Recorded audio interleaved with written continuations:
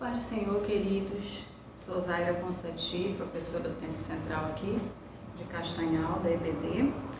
E nós vamos dar continuidade aos nossos estudos com a lição de número 10, que tem por título A Intercessão pelos Efésios. O texto áureo diz assim: Por causa disso, me ponho de joelhos perante o Pai de nosso Senhor Jesus Cristo, do qual toda a família nos céus e na terra toma o nome. Efésios 3, versículos 14 e 15. Verdade prática. Devemos interceder pelos eleitos de Cristo para que eles sejam fortalecidos de poder, vivam em comunhão e exercitem o amor de Deus. Gravem essa última parte. Exercitem o amor de Deus. Na nossa leitura bíblica em classe, que é no livro de Efésios, lá no capítulo 3, versos 14 a 21, diz assim: Por causa disso me ponho de joelhos perante o Pai de nosso Senhor Jesus Cristo, do qual toda a família nos céus e na terra toma o nome, para que, segundo as riquezas da sua glória, vos conceda que sejais corroborados com o poder pelo seu Espírito no homem interior, para que Cristo habite pela fé no vosso coração, a fim de, estando arraigados e fundamentados em amor, poderdes perfeitamente compreender com todos os santos qual seja a largura e o comprimento e a altura e a profundidade. Atenção no 19. E conhecer o amor de Cristo, que excede todo entendimento, para que sejais cheios de toda a plenitude de Deus. Ora, aquele que é poderoso para fazer tudo muito mais abundantemente, além daquilo que pedimos ou pensamos, segundo o poder que em nós opera. A esse seja a glória na Igreja por Jesus Cristo em todas as gerações, para todo o sempre. Amém. Que versículos maravilhosos. Quando eu leio esses versículos, eu sempre me surpreendo com o que Deus pode fazer na vida de uma pessoa. Temos aqui Paulo, um homem que era um perseguidor da lei, um homem cumpridor da lei, da mais dura letra legal, se transformar neste homem amoroso, que prega o amor e que fala sobre a transformação do ser humano através do amor de Deus. Isso é incrível e pode acontecer tanto na minha vida quanto na sua vida. Se dermos lugar, nós podemos ser como Paulo, podemos ter este amor em nossa vida para distribuir e para trazer, assim como Paulo, quantos forem possíveis para a presença do Senhor. Eu quero ler com vocês o que está em Mateus 12, 25. Diz assim: Jesus, conhecendo os seus pensamentos, disse-lhes: Todo reino dividido contra si mesmo será arruinado, e toda a cidade ou casa dividida contra si mesmo não subsistirá. Que maravilha de texto! Eu leio algo assim e eu penso no que Paulo nos deixou como ensinamento que está descrito aqui no nosso objetivo geral. Apreender a eficácia da oração, do fortalecimento, restauração e crescimento espiritual da Igreja de Cristo. Quando Deus nos falou através aqui do seu evangelho sobre isso, Jesus falando que o reino dividido, ele não subsiste, o que ele estava querendo nos dizer é que quando aceitamos a Cristo e estamos na sua presença, somos uma só família. E sendo uma só família, o nosso dever é interceder, é orar, é clamar uns pelos outros. Não há divisão. Aos olhos do Senhor não há divisão de denominação, não há divisão de religião, estando a pessoa firmada na rocha, servindo verdadeiramente o Senhor, é o nosso dever, como cristãos, seguidores de Cristo, interceder para que aquela obra, para que aquela missão que está sendo executada, ela prospere. Não tem que haver uma divisão. A minha obra tem que crescer, aquela obra precisa prosperar, a minha não está prosperando. Não, estamos todos numa só missão, que é de levar quantos forem possíveis ao trono da graça, à presença do Senhor. Eu me lembro de uma vez que eu estudei sobre as estratégias babilônicas para destruir os seus inimigos.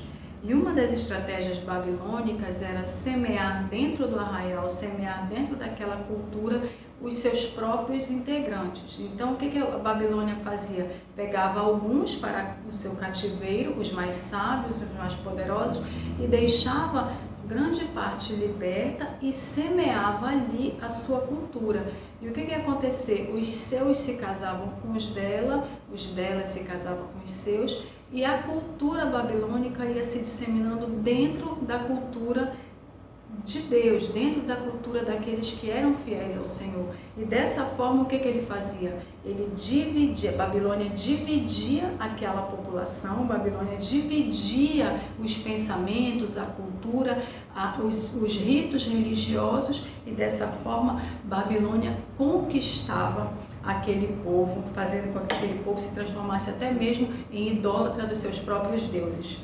E isso tem acontecido no seio da nossa igreja. No seio daqueles que querem fazer o que é certo. O inimigo, ele tem semeado os seus costumes e tem semeado essa cultura de divisão. E não é isso que Paulo está nos ensinando aqui. Quando eu oro, quando eu clamo, eu não devo clamar apenas pela minha denominação ou apenas por um ministério ao qual eu sou simpática. Eu tenho que orar para que a obra seja próspera no mundo inteiro. O inimigo, dessa forma, ele não vai conseguir penetrar com a sua cultura no meio do nosso arraial. Amém? Aqui na nossa revista, existe uma parte interagindo com o professor, que eu creio que nem todos tenham, mas eu quero compartilhar com vocês. Diz assim: a lição que estudaremos nesta semana fala sobre o valor da oração intercessória. Nela, veremos o quanto o apóstolo apresentava a Deus a igreja que ele amava.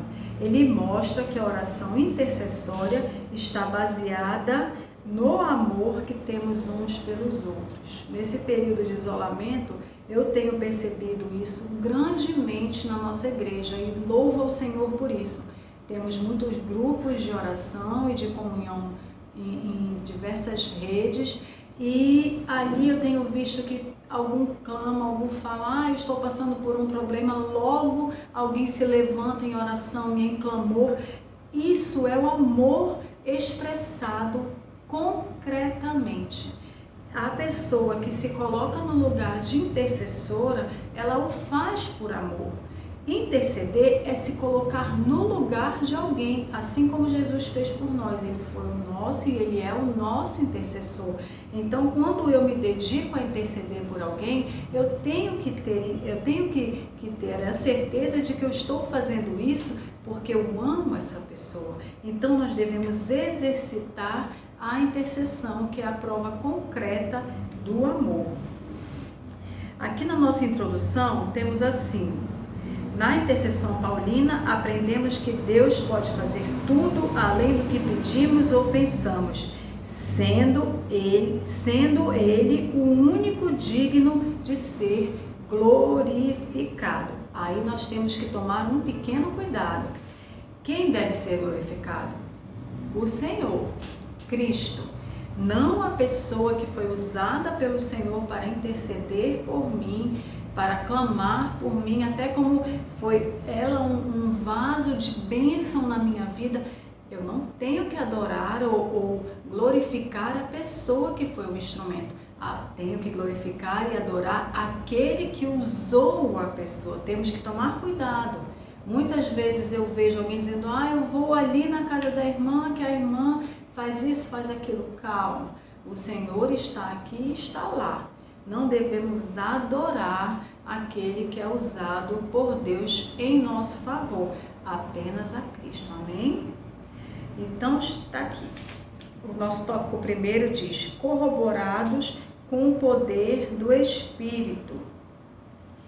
Aqui no final diz assim: e tenha pleno desenvolvimento espiritual.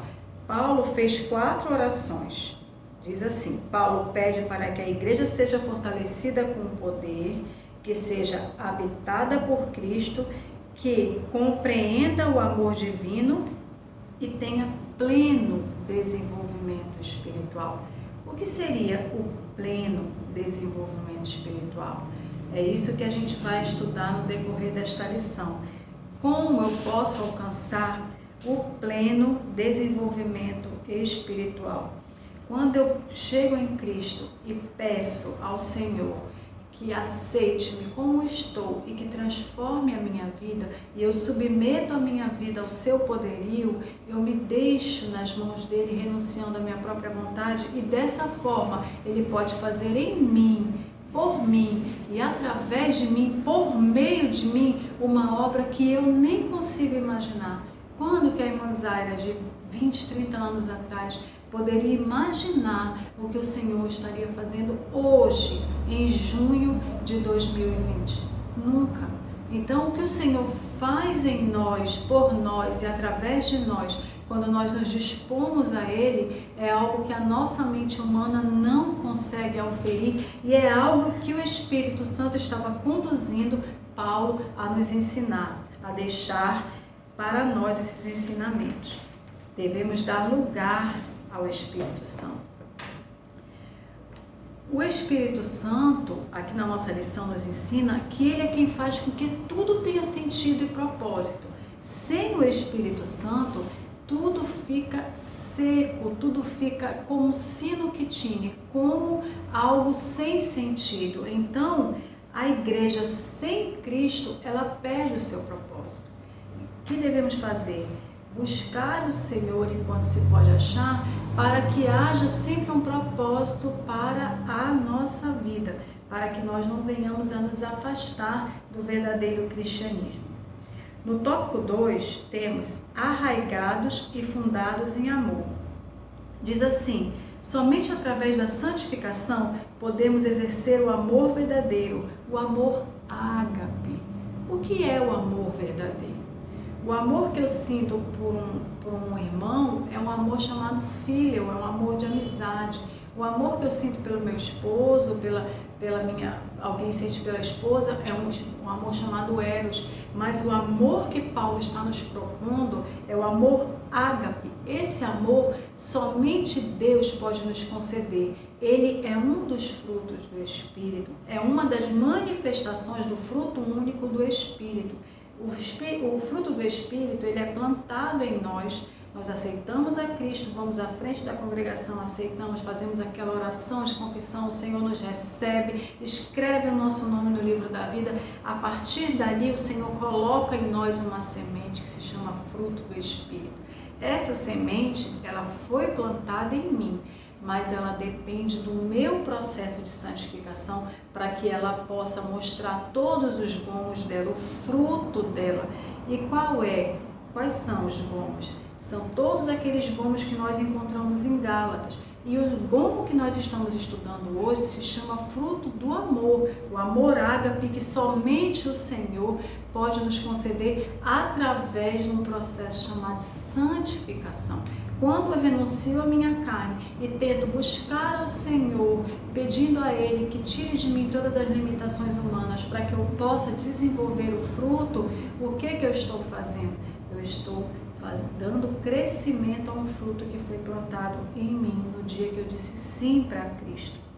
Então, somente através do crescimento deste fruto, mediante o adubo da santificação, é que eu consigo amar como a Bíblia ensina que eu ame, que é um amor não teórico, é um amor na prática, é aquele amor sacrificial que somente Cristo pode nos ensinar a ter. O amor de sentir a dor do irmão, o amor de se colocar no lugar de alguém para interceder, o amor de não julgar e não jogar pedras, o amor daquele que estende a mão e traz para perto.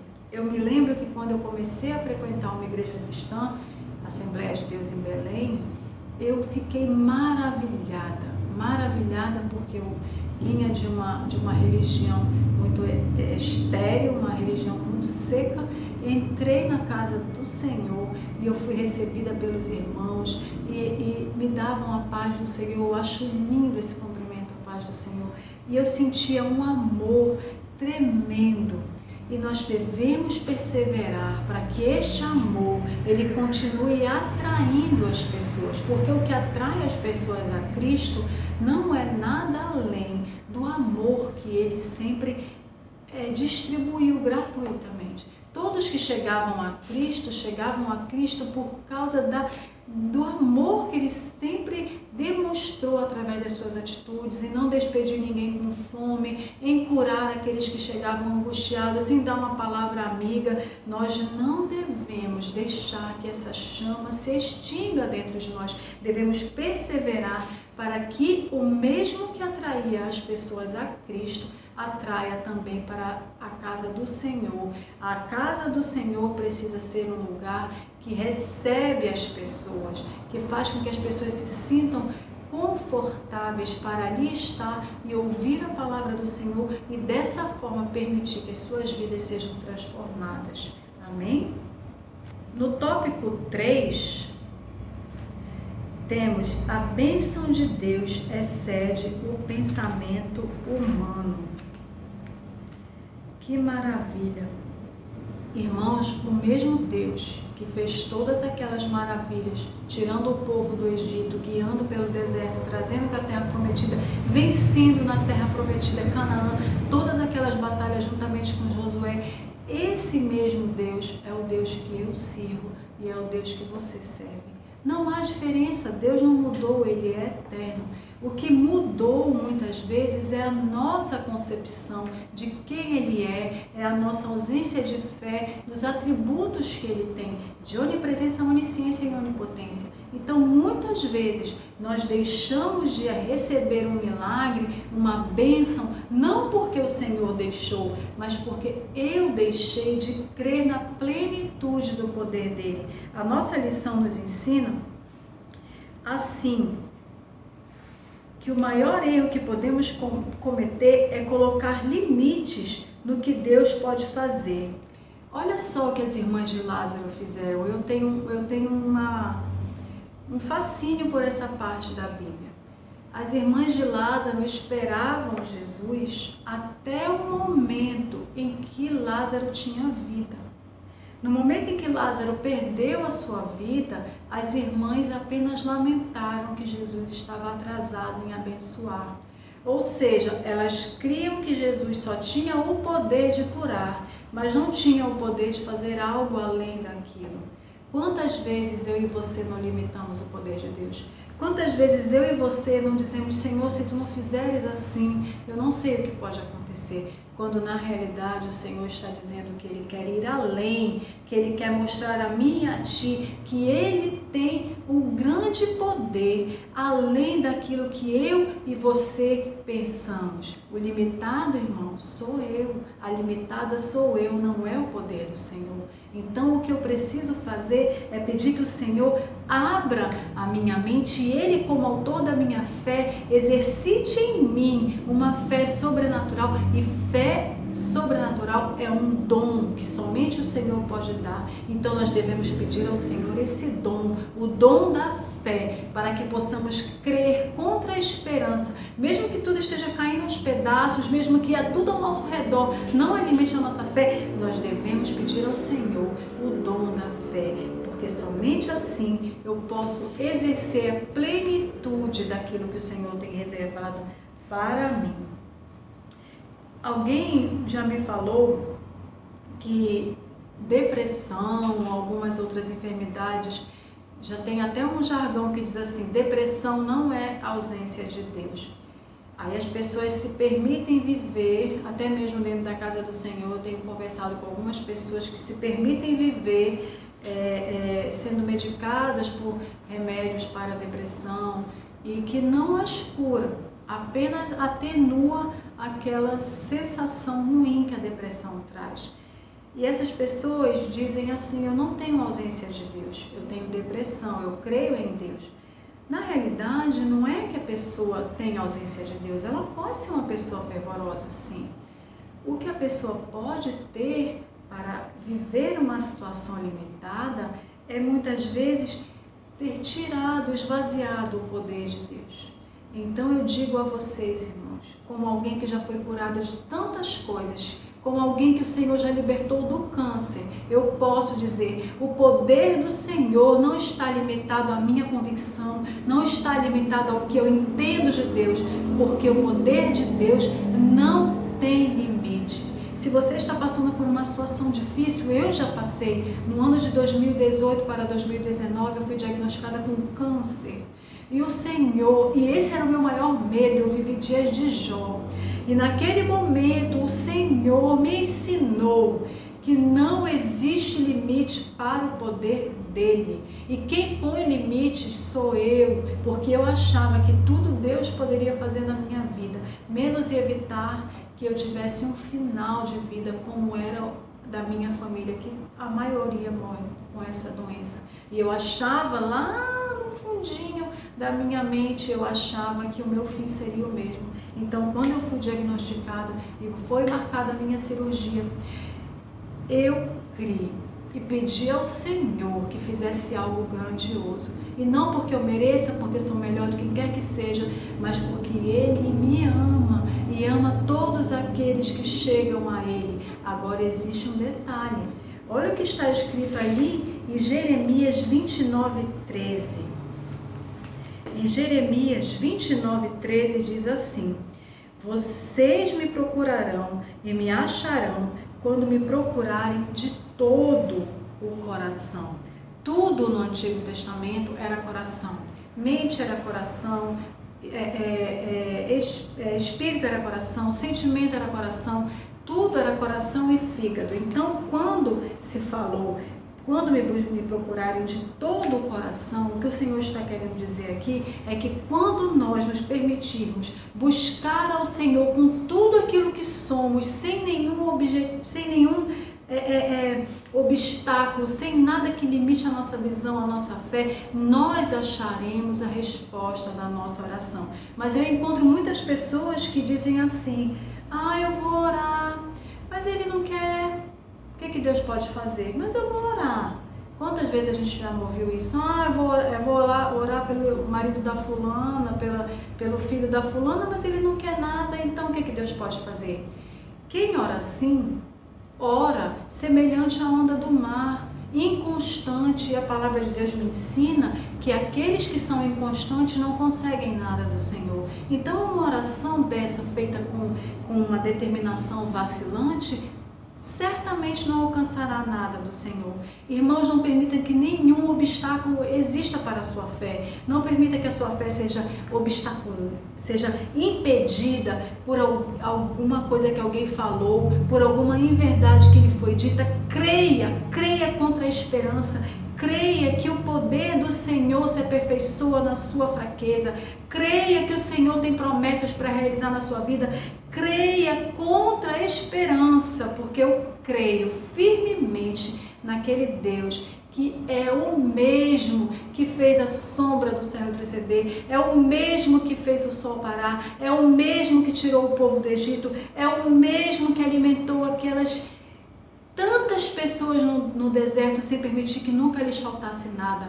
Eu creio que o mesmo Deus que ele serviu é o Deus que eu sirvo. Então creia também, meu irmão. Não limite a operação do Senhor na sua vida.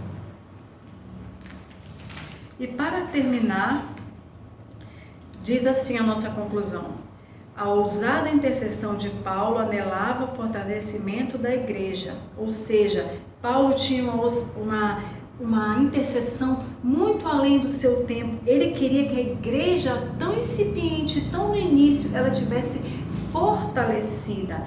O apóstolo tinha ciência de que o perseverado cristão dependia de 4 princípios básicos, basilares, os quais ele pediu a Deus em oração: o fortalecimento de poder, a presença plena de Cristo e o contínuo crescimento espiritual até encontrar a perfeição. Durante esse processo, o povo de Deus deve glorificá-lo em todo o tempo.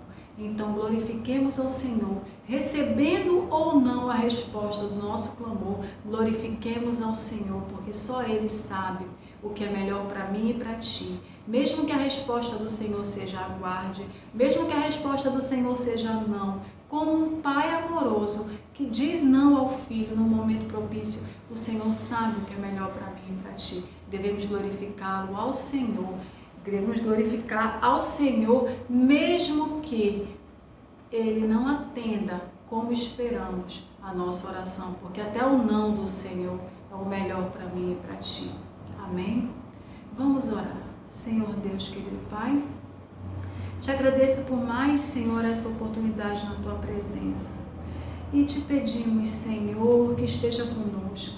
Te pedimos que faça brotar em nós, através da renúncia do eu, Senhor amado, o amor que transforma, Senhor, a teoria em prática, o amor que passa de meras palavras para aquele amor, Senhor, que coloca em nossas mãos a atitude de fazer algo por alguém e levar para mais perto de Ti. Desperta-nos, Senhor, a buscarmos a Ti. Constrange-nos por aquilo que Tu já fizeste em nós, não nos permitindo, Senhor, conformar em sermos como estamos. Mas, Senhor, desperta-nos para que possamos ser ativos em nossa comunidade, que possamos ser referência, Senhor, de Ti, onde quer que estejamos, possamos fazer, meu Pai amado, aquilo que Tu tens mandado que nós façamos. Transforma-nos de acordo com a Tua vontade, Senhor. É o que nós te pedimos e agradecemos, em nome de Jesus.